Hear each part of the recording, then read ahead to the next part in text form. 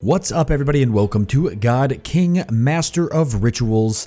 This game is a turn-based strategy game, following along in the footsteps of games like Dominions, the Dominion series by Illwinter Games, and Conquest of Elysium, which is another series by Illwinter Games. It's got a lot of similar features to it. I actually find that it's a lot more like Conquest of Elysium than it is like the Dominions games. If you're not familiar with those games, then we'll jump right into this and you'll get to see what this game in particular is about. But if you are familiar with those games and you enjoy them, then you'll definitely want to give Godking Master of Rituals a look. It is early access, so there's a few things in the game that are missing. I'm sure there's a lot more features, factions, things like that to come as the game progresses. But it's definitely something you'll want to keep your eye on. And I'll say that the version I'm playing right now, which is a development build version, is pretty well fleshed out. I mean, there's a good amount of factions and the game works. I played it for about 2 hours by myself before I started recording this, and I didn't really go into any game-breaking bugs or have any crashes, so that's always a good sign when you're jumping into an early access game. Let's go ahead and get a new game started. We'll take a quick look at the different factions you get. Now, like I said, if you're familiar with Dominions, the Dominion series, or the Conquest of Elysium series of games, then this may look somewhat familiar to you because you've got these different factions here and they've got different types of commanders, recruits, summons, ritual spells, abilities, stuff like that. And each faction has kind of its own unique thing. It's got different upgrades you can get, different types of spells and units, and they're all pretty unique. So we've got, like, this was a barbarian faction here. Coming over, we've got Mercia, the Fire of Man. This would be kind of like your, I guess, Roman style faction. They use fire spells mainly and fire summons. Coming on over here, you've got the Returned, Birth of a Dead, so your undead sort of pharaoh faction. They've got all sorts of summons. In fact, I haven't played them yet, but it looks like everything is a summon and all sorts of ritual spells, so that's kind of cool. We've got Black Bog, Eat the World. They're a goblin faction. Lots of summons there, some recruits, commanders, spells. We've got Scaleborn, Rise from the Seas. This is like your water-based faction. They're going to use a lot of water elementals and such and water spells. Lizard people, sort of. And then the Chaos set, which is like a, I don't even know. It's like a, it makes me think of Tyrannid from Warhammer 40k. It's just this deformed creature faction, and I've yet to face them, but they look terrifying, and I haven't played them yet. The only faction I've actually played as was Mercia, the Fire of Man, and since that's a faction I'm most familiar with, and I think I have the best chance of surviving in a game and showing you guys what the game has to offer, this is the faction I'm going to play as. So we'll go ahead and jump right in. You get to pick your incarnation, so consider this being essentially your hero unit, your main unit, kind of like your faction's god or general. You can go through and see there's a couple ones here. Now, this is the one that actually is part of the faction I'm playing, which is the Mercia faction, but you could go through and play with any of these, the Wraith Lord, the older Earth Mother. As far as I'm concerned, you can use any of the other factions like Main, Incarnation, all the way to even the Harbinger of Chaos, which is like crazy, just looks like something out of Stranger Things. But I'm just going to stick with, oh, and this, which is just really, really cool. I don't think that's associated with any faction, but I think I'm just going to go ahead and stick with the Blazing Invoker. He's actually pretty good mage style leader here, and he fits with my faction. I'm hoping they'll offer different choices later on as the game progresses. Maybe the opportunity to play as a couple of different characters with the Mercia faction or other factions. So we'll go ahead and put my name in here. We're going to select orange because that is my favorite color. We've got the world size here. Now, it seems to affect just kind of how long the match takes to play. Obviously, the world's bigger. It's harder to traverse. We're just going to go with small world size so that way I can show you guys the game because the large ones are pretty long games. And I believe this, you can't actually select how many factions are in the world, so I think if you go to the large world, you'll get more factions in the game. If you go with small, it appears that you get like 2 to 3. I never finished the game that I played. I only did about 2 hours of it, but that seemed to have been my experience playing on it. So we'll go ahead and start a game. Now, the one thing that does disappoint me right out the gate, but it's early access and I'm not going to knock them for it, is that there was no ability to select the difficulty level. So I didn't seem to have a lot of play with that. I'm sure that difficulty levels will come on later on as the game progresses, but it'd be nice to be able to ramp up the difficulty a little bit because I found the AI to be kind of soft when I first played my other game. But there is still a lot of challenges in the game, and we'll see those as we progress. So here is the screen. Here is what you're looking at. I'll just give a quick rundown of what you're seeing, and then we'll get right into it. So up in the top left-hand corner, you've got your gold, which is your currency. You've got food. You've got iron. You've got mana.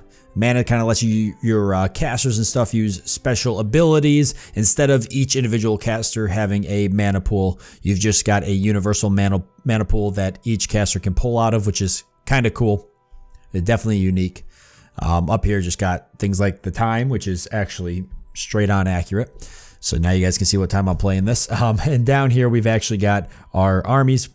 We're starting off with our Blazing Invoker, who we actually have selected right now. And we also have a Mercian Captain who has 12 units. If we want to see what units are on the tile we've selected, we can hit the Manage Armies button here. Similar to how Dominions sort of is, we can see what units are underneath which unit, whichever commander.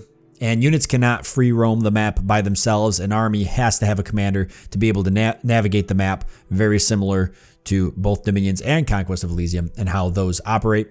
So we've got Mercian Swordsmen and we've got some Mercian Archers. I'm actually going to go ahead and have the Blazing Invoker and the Mercian Captain work together and navigate the world together, just so that way we don't lose one or the other. They're a little bit more powerful in the early game when they're working together. So we're going to grab both of these, or grab the Archers. I'll move them up with the Blazing Invoker just to kind of split the army up some. It'll be the captain with all the swordsmen. And then we've got a longbowman, and he is garrisoned currently in the fortress. And we'll leave him there just in case, but he's really not enough to defend the fortress. So if we get attacked, that's probably not going to help. We'll leave him there anyways, just to make sure we don't get blindsided by something crazy. So looking at the start here, we actually started in a winter forest, and this is somewhat unfortunate because the travel cost is usually a little bit more expensive to travel through the snow. When I started my practice run, I actually started in a forest, a green forest, which is a little bit better, but I don't think there's seasons in the game. I could be wrong, but I think this is just the biome. I don't actually think that there's seasons.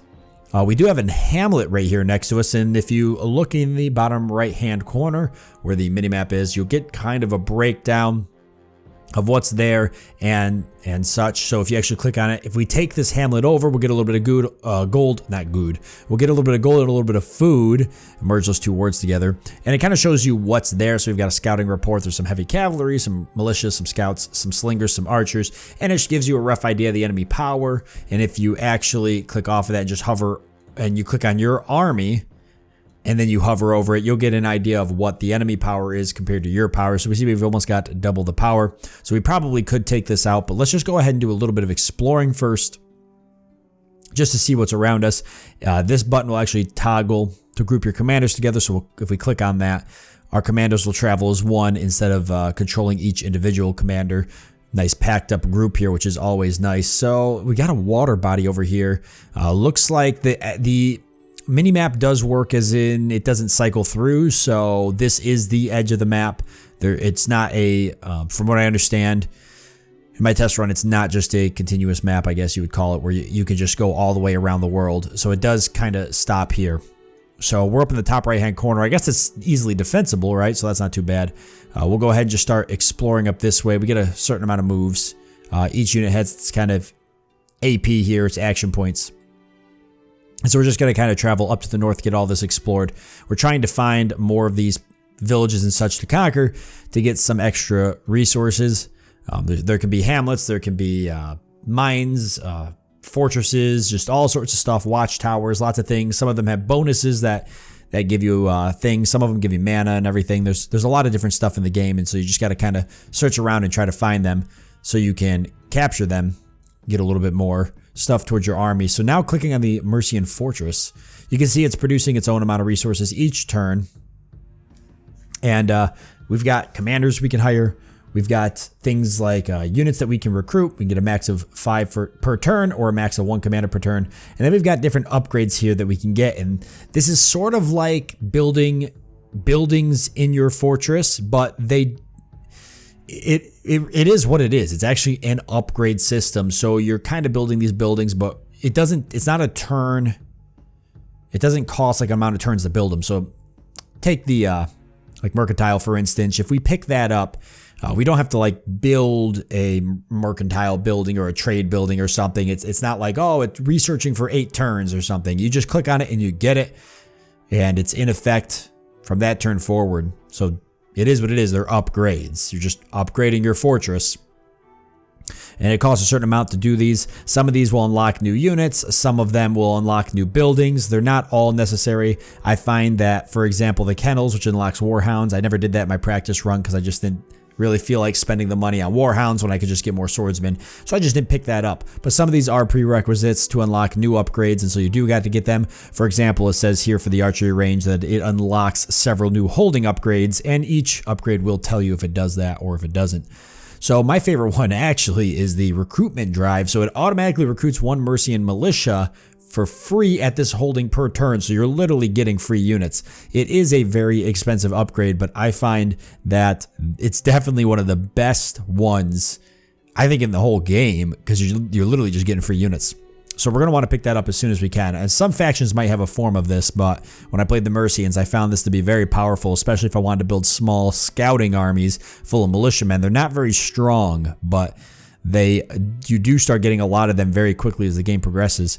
The Mercantile, I think, is a really good one to pick up. Increases income by +1 gold and unlocks new holding upgrades. So we'll just go ahead and get that. It actually unlocks the trading station, which is really useful, and you'll see that when we do get it. But now we're getting a little bit more gold a turn, which is nice. So when you're ready to kind of progress, you just go ahead and hit space, or you can click down here at end turn. The game will progress, and then you're on to the next turn. So we're going to keep exploring north. Okay. And so now we've got a village. I'm going to be hesitant because I've accidentally misclicked a couple times in my practice run and attacked things I didn't want to attack. And the village would probably be pretty bad. So villages are really good to own because you get a good amount of gold and food, but you actually get some mana, and mana is really, really important if you want to use your caster's special abilities. So if I go up to the Blazing Invoker here, you can see he's got some abilities, but it all costs mana, and we just don't have enough mana to do any of these yet. But we're going to want to start saving that up. Like, for example, the Summon Lesser Fire Champions will allow us to summon units that we can use in our army, and some of them are really, really good. Deep Meditation, so generates a small amount of mana from nothing, which is pretty cool. So if we want to keep our caster back, and he'll just go into Deep Meditation and generate mana, that's kind of neat to do. Doesn't cost any mana, it costs 2 action points. Not really sure how much he actually generates. We might want to test that out. Ultimately, the goal, I think, is to get to summon the Red Dragon. So you want to get 108 mana, and you just get this gigantic Red Dragon that joins your faction, and that's pretty neat. So this must be the edge of the map up here. I guess I'll head this way. Oh, nice. In another town. So this is definitely better than my practice game start. My practice game start, I started off with a lot smaller things. They were closer to my fortress, but they didn't give me as many resources. Already going through here, I've got 3 really good locations. It's just, they're a little bit harder than I'm used to fighting. This one actually gives you mana as well. So we're going to want both of these, if just for the mana. All right, coming back here, we still can't get the recruitment drive, which is fine. I'm going to go ahead and pick up a few swordsmen.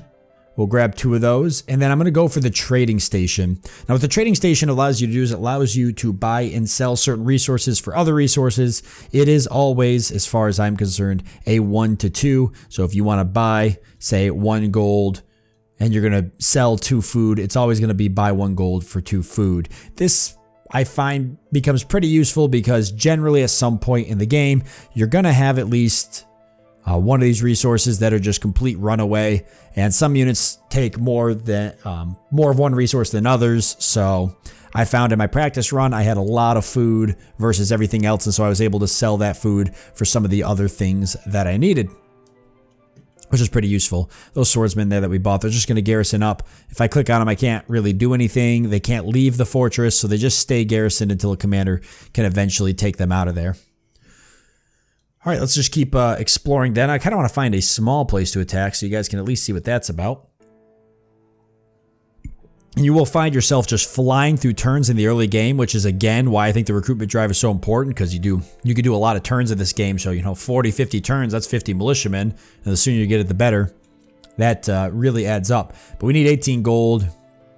And we need 12 food. And frankly, it's probably going to be a while before we actually get that. Because we have nothing here to capture that can up our resources, so I'm looking for a smaller village, sort of. But still no luck. Alright, then we'll just let the turns kind of fly by. I don't expect to see an enemy AI for a while. Ah, here we go. So here's a farm. About the same amount of power actually as this, so we probably could have took the hamlet, but gives us a little bit of food and a little bit of gold. And yeah, I can see it's got that 11 above it, so there's 11 units there. So we're definitely going to take that next turn. And then you guys can see what the combat is about. Alright, so +4. So I'll actually be able to get this in a few more turns if I want to sell something for food, which I might do. We'll see here. But I'll attack this first and see if that kind of gets us where we want to be. So let's let this turn go by real quick. And we're going to move right on to this. Ooh, we found some stuff here. I'd never even seen that before. Raiding group. Okay, so you see the cross swords up here means this group's gonna go into combat. They will not do the combat until after you end your turn. All combat is conducted during the enemy's turn. We've got an ancient temple here. It has a lot of units, but you can see the enemy power is pretty low. They're all skeleton units, and skeleton units tend to be fairly weak. But this will give us some gold and some mana. Now, something I want to show you guys real quick is that you can double click on these tiles and you can actually see what's down here, and you can see the battlefield before you go into it. So taking a look at this one here, we can see the forces and we can see if there's any defenses or anything up. In this particular one, it's just going to be an open field battle. Now, if I come out of that and come here to, say, the town, you can already see there's walls here. And if I actually click on it, double click it. Oh, I can't do that yet actually because it's in my fog of war. But I could do it here. So we can see this is just skeletons here. Well, what I was trying to show you there was that sometimes you're facing units that have walls. So if I double click on my Mercian Fortress, you'll see that a unit actually has to, an enemy army has to siege these walls down before they can break through and get to basically my main castle. And we've got this really strong iron gate here. Sometimes these gates will be a little bit weaker. They'll just be wooden gates or something, but your starting fortress always has super strong walls and gates. And your archers will be on the wall here, and your ground fighters will be behind, ready to fight the enemy when they break through the gate. So that's kind of cool. Just gives you that advantage, a sort of home turf advantage and such. But we don't have to worry about that here. If we want to take a look at the battlefield we're about to go on, we can actually see our troop layout here. Now, just like Conquest of Elysium, you don't have any effect on the troop layout. You can't set up how your troops are. They're just going to automatically generate on the battlefield in a way that makes sense. For example, here, all of our melee fighters are in the front. All of our ranged guys are behind that, and our commanders are in the back. So, and this here is the group we're going to be fighting, and we can kind of see what they've got. A couple of archers, some spearmen, not very armored though compared to me, so it shouldn't be too bad of a fight. So we'll go ahead and end the turn. Now, I still can't get this, and well, I could probably buy some food for iron. We're just going to wait, because we're going to have another additional food coming out here, and I think that's going to go ahead and allow us to get that. Okay, that's the first time I've actually seen a roaming independent unit, too. In my test game, I never saw them. I almost thought that they maybe weren't in the game, so that makes me a little bit more nervous about my fortress. Alright, so this is the battle actually taking place here. Now, like I said, you don't have any control of your placement of your units, but you also don't have any control of the battle. You're just kind of watching it partake and hoping it goes all good. We can speed it up and everything if we want. You can see my caster there had casted something that basically sets everybody ablaze. It's a pretty powerful move, but it only worked on 2 of them. Everybody else managed to resist the move there. We'll go ahead and speed this up some. Our archer's actually doing really good work here. Ooh, and a nice fireball coming in. So we've almost got these guys down. I'm hoping we don't lose any of our fighters, but right here, our caster actually summoned a fire spirit. You can click on any of the units here in the battle by right-clicking, and you can see some stats about them. Our caster's actually got really good stats. He can also equip artifacts. Most heroes can, and they can level up as well. And they'll get They'll get some benefits when they level up. For example, his next level up, he'll get a +1 HP. So I find it's good to try to go out with your I'm going to call him kind of like your god or your incarnation, I guess is what he is. It's kind of good to go out with your incarnation and have him do some battles because you want him to level up and get tanky because they're pretty useful to have out there. And there we go. So the battle is won. We got a little bit of experience from that, and now we actually own that. We could, in the future, put units here. We could garrison units to protect it, but for now, I'm not too worried about it. That is increasing our food and gold intake, which is great. We also got a artifact from that, which my guy automatically equipped. If we want to see what he's wearing, we can right-click him. He's got the Duelist Gauntlets, so grants permanent trait dodge. This unit has a 25% chance to avoid an attack or spell. That's actually a really good artifact, so not bad. Over here, we actually got a treasure. They're pretty rare. I didn't find them much in my test game, so that's kind of cool. One is right up here. So we'll go ahead and move on that, see what we get. And we had 8 food, which is great. And it looks like that's all we got, but that's going to be really useful because that means that we can now get the recruitment drive. So every turn, we will start getting militiamen. I'm going to show you a sort of secret I learned with the militiamen that can come in handy if you're playing the Mercian faction. We've got a Goblin Watchtower here.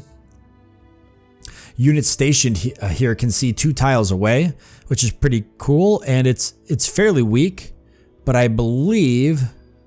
Okay, no, I thought that there's maybe walls here, but there's not, so we could actually move on to that and take it. Our army does not heal up right after battle. Everybody keeps their damage unless healed, or I think over time they'll heal up as you're kind of going around. But I believe that we have plenty of power to take this regardless, so we're going to move right on to it. Oh, wow, a gold mine. I've never even seen that before. It's really heavily guarded, but that is a lot of gold. That's the most gold I've ever seen.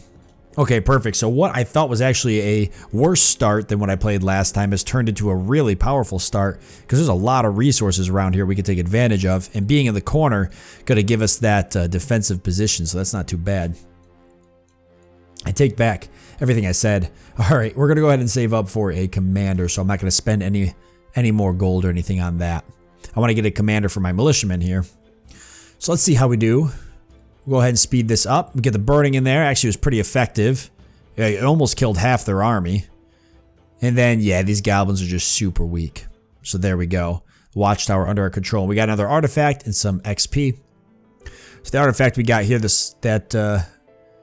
my incarnation here equipped was a Shield of the Maiden, which gave him +1 armor. And now we can see a little bit farther. We can actually see over here that there was something hidden in that slight fog of war, and that was in Unholy Grounds, which gives us a little bit of mana. All right, let's plan on to start moving our army back some, because I do want to replenish their forces. And we still can't get a commander, but we're getting +5 gold a turn, so we'll be able to get him next turn, which would be good. And you can see we're starting to get militiamen. Here's our first Mercian militiaman. He's only got 7 hit points, a little bit of damage. He's really not good. If you want to compare him to, say, the swordsman, 11 hit points, 1 to 6 slashing, good initiative, good magic resistance. Magic resistance is actually 4. Initiative's not that bad either. Oh no, sorry, a lower number's better than initiative. My bad, I forgot about that. So, not as good of initiative. But aside from that, when you look at these guys, especially just comparing their power, 69 to a power of 104, you know, they're really not that far off for a free unit. And they can equip artifacts over time, and they can, which is kind of cool, but all your artifacts will automatically default to your commanders unless you want to go ahead and equip artifacts on just regular units, which is, you know, if you lose a unit, you can lose the artifact, so it's not always a good idea. But if you get one unit who just gets like level 10 and he's beastly as hell, because every unit can level up and get really powerful if you keep them alive, then it might make sense to do something like that. Or if you just end up having a surplus of artifacts. This in particular, 7 out of 7 hit points, 2 is not that bad. So, I mean, you can see the militiamen, when looking at their stats compared to the swordsmen, they're actually not that bad for getting a free one every turn. And I'm going to show you something else that's really cool about them as soon as we get our commander that's going to be using the militiamen. So we're going to come in and pick up some swordsmen and then head right up to the hamlet. But I'm going to click on this and recruit this commander, because I want to show you guys here. So if you click on the commander, he's actually got this ability. It's called Promote Militiaman. It does cost all 3 of his action points, so if you're not going to move the commander, this would be the kind of thing you'd want to do. It does also cost you 1 gold and 2 food, but I think that's relatively cheap for what it does. It says this commander will personally train and promote a Mercian militiaman to a Mercian spear guard.